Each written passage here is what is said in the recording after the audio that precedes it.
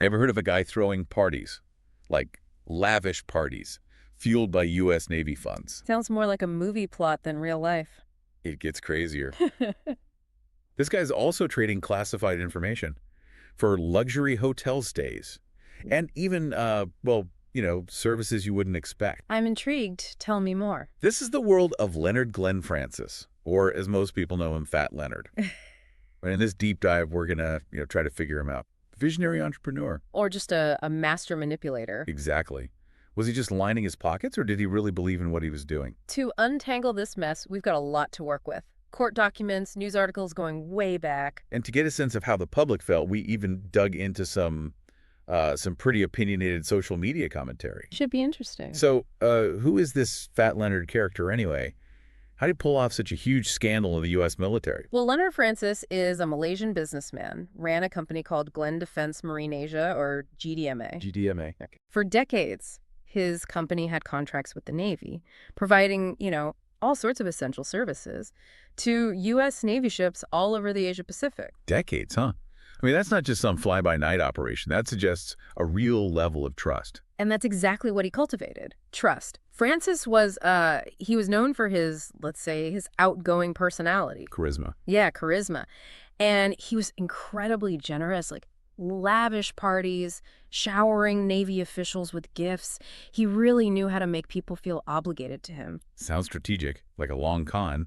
But what was he actually doing? How was he making money off the Navy? The scheme itself was surprisingly simple. GDMA would just routinely overbill the Navy for services. Basic stuff like fuel, tugboat assistance, even sewage disposal. Wait, so they were charging the Navy, what, like $1,000 for a toilet flush? Not quite, but you get the idea. We're talking millions of dollars in inflated invoices. And the Navy just didn't notice. That's where the bribery comes in. We're not talking about, a bottle of wine here and there. This was a full-blown, spending spree. Exactly.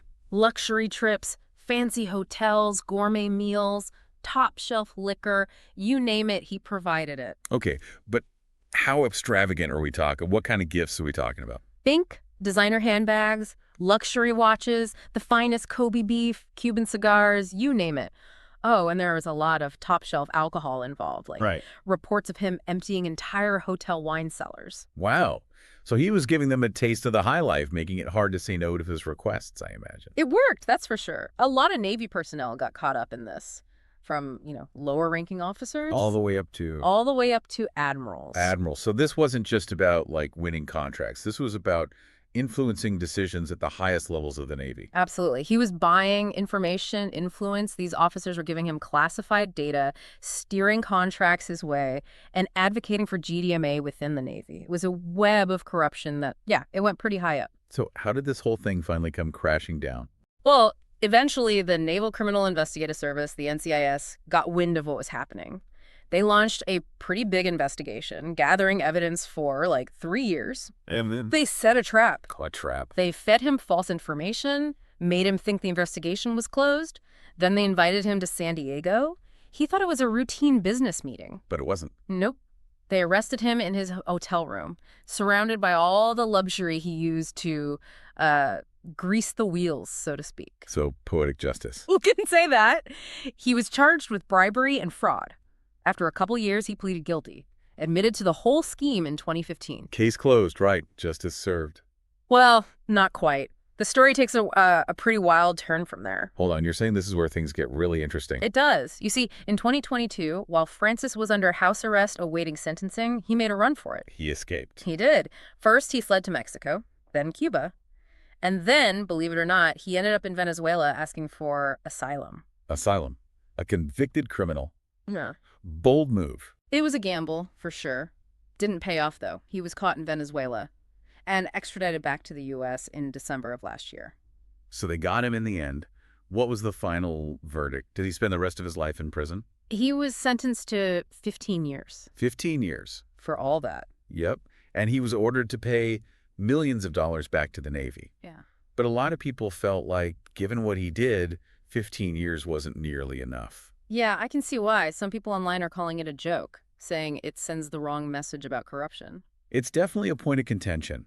Some argue he got off easy, especially considering the potential national security implications, but others point out that he cooperated with investigators, which helped uncover the extent of the corruption. And brought down a lot of other officials, right? I mean, this wasn't just a one-man show. No, it wasn't. But the big question is why? Why did all these officers, with their careers, their reputations, risk everything for these bribes? Yeah, that's what I keep coming back to. Were they just greedy? Or was there something else going on? What do our sources say about that? It's complicated. They point to a whole bunch of factors: personal weaknesses, systemic flaws, things that Francis was really good at exploiting. So not just about the money then. No, I mean, money was part of it, but Francis was a master manipulator. He knew how to push people's buttons. He offered them a lifestyle, a sense of belonging, made them feel like they were part of something exclusive. So he was selling them a fantasy. Exactly. And he wasn't above preying on their weaknesses. There's one officer who admitted his involvement was tied to a sex addiction, something Francis was all too happy to enable. That's disturbing. It sounds very calculated, like he was choosing his targets carefully. Oh, absolutely. He was like a puppeteer pulling the strings of this whole network of people who, for whatever reason, were vulnerable to his manipulation. And once you're in that web, it must be hard to break free, especially with higher-ups involved. Yeah, he created a culture of complicity where speaking up could cost you your career, your reputation, maybe even more. He was playing chess while everyone else was playing checkers, always a few steps ahead. There's this one email Francis sent to an employee. He was praising a Navy officer who was helping him steer ships to specific ports. He called the officer a golden asset. A golden asset, dehumanizing almost. He was definitely ruthless, always focused on the bottom line. There was another case where he straight up asked a Navy captain to make sure an aircraft carrier visited his port in Malaysia. Okay. The ship went to that port, and GDMA made a ton of money. So was he just a really good businessman who, I don't know, pushed things too far?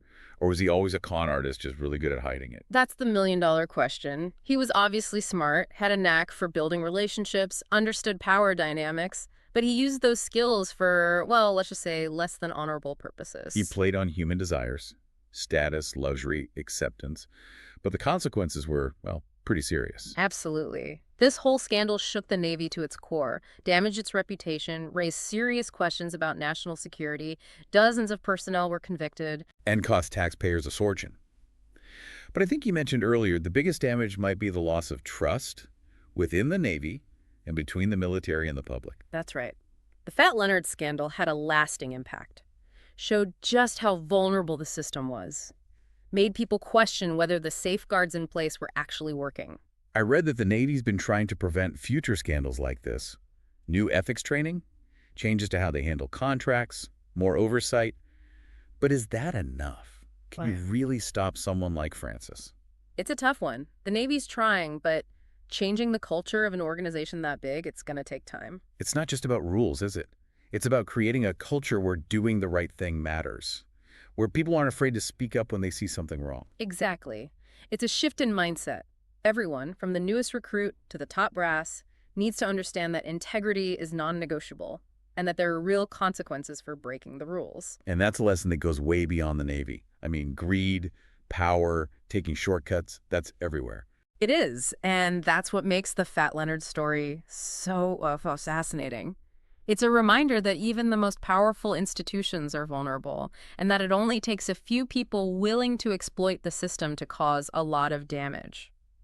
Makes you wonder what kind of person could pull this off right? Like, what kind of personality does it take to infiltrate the U.S. Navy like that?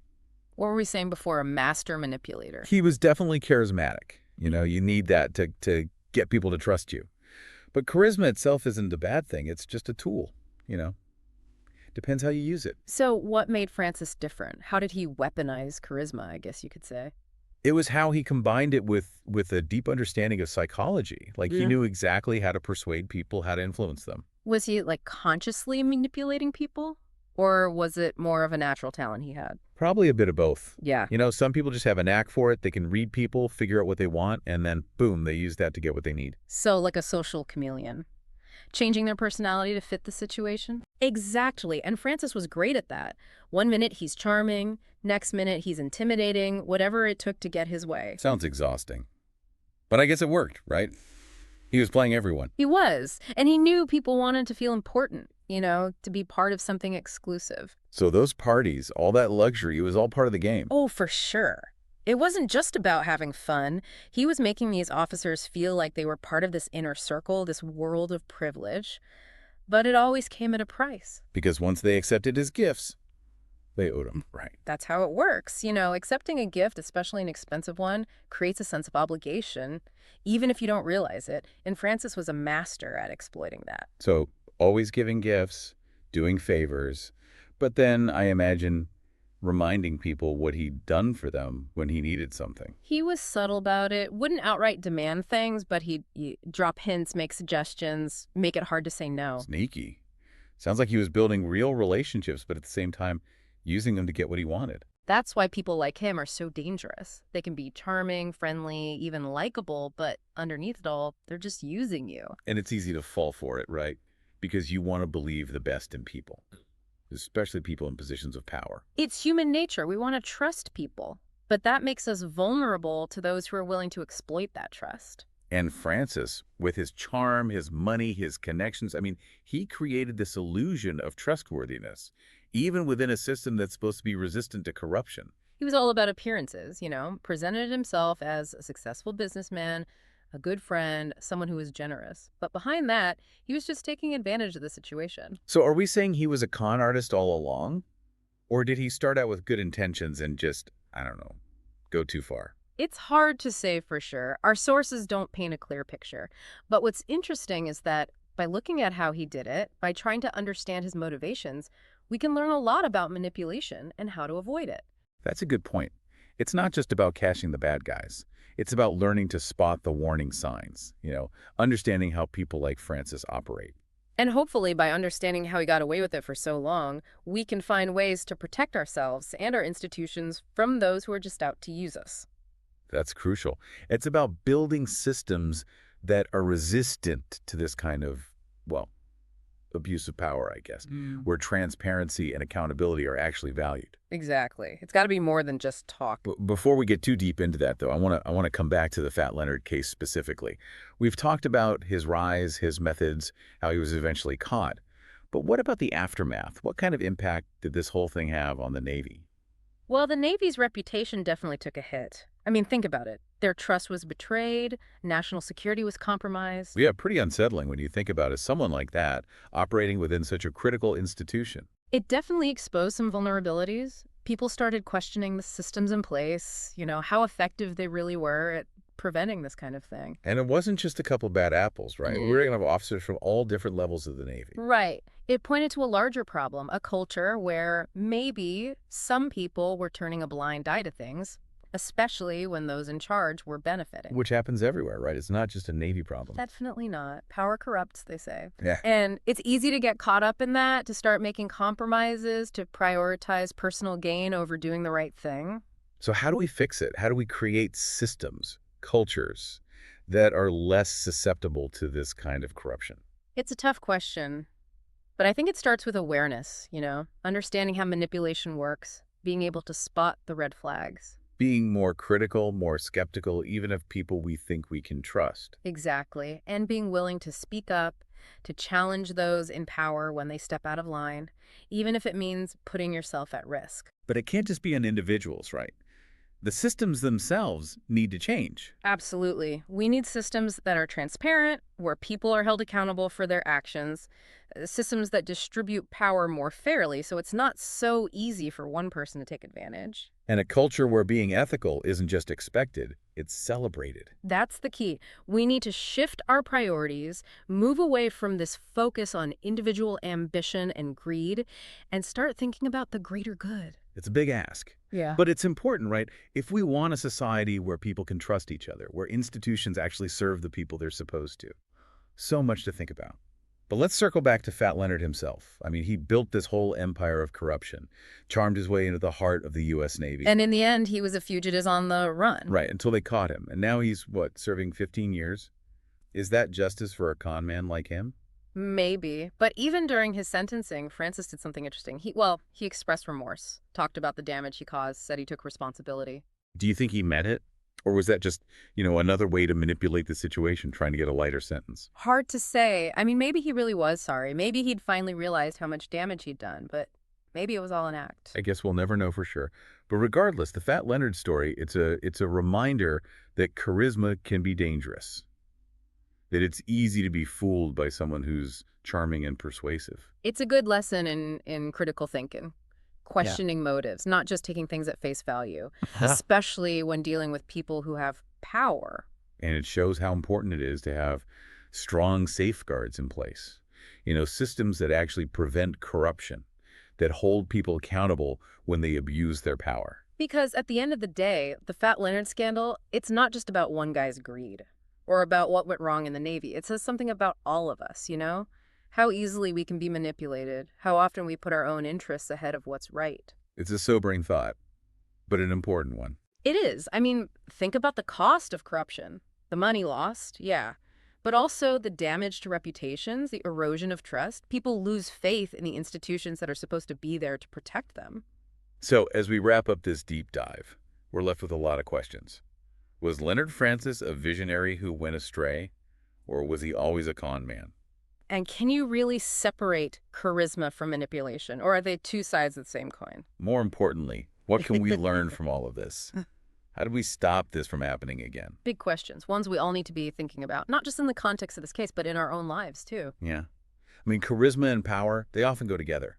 So it's up to us to be aware, to ask the tough questions, to hold our leaders accountable. We have to be able to spot the warning signs, to question motives, and to demand better from those in charge. Because like we've seen with Fat Leonard, the line between a visionary and a con artist, it can be pretty thin. It's on us to stay vigilant, to make sure we're not being taken advantage of. And to create a world where trust isn't something that can be bought or sold, but something we can build on, something that can help us create a better future. A future where integrity matters. Thanks for joining us for this deep dive. We'll see you next time.